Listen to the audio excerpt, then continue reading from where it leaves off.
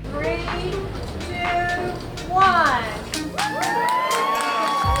All right, we're having our grand opening. It's finally here. We're super excited about finally being able to open the new space. It's been a labor of love for about a little over 6 months now to turn this 47,000 square feet into what it is today. We're in a mall, right? Being in the mall has been really unique, having neighbors and just being in a space you didn't think, but great location, happening area, lots of parking, all of those great things. And then in the facility,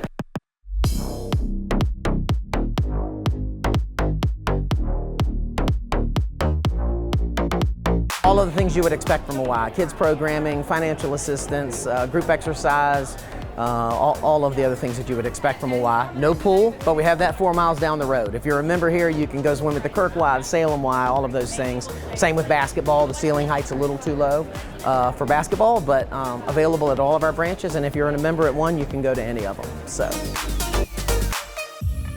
Having a recreational facility like the YMCA, it really activates the inside of the mall, and we are hopeful that additional businesses will come with the increased foot traffic.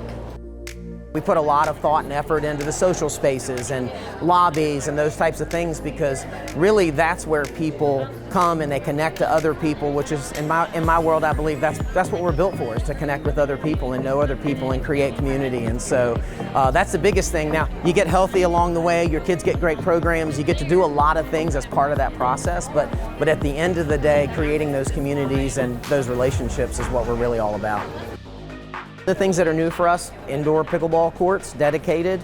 That's a big deal. That sport is growing and growing and growing, and so we were feeling that in our other Ys, and so really we're focused on trying to make sure we had a space that we could do that with.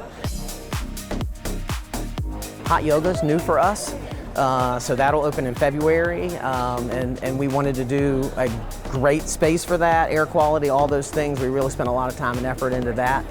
Being in the mall here, I mean, you could never buy land and build a building with this kind of location. Like, I mean, you just couldn't do it. And so when this opportunity, the more we looked at it, the more sense it made to have a partner in the mall that really wanted us here and really wanted to get that deal done.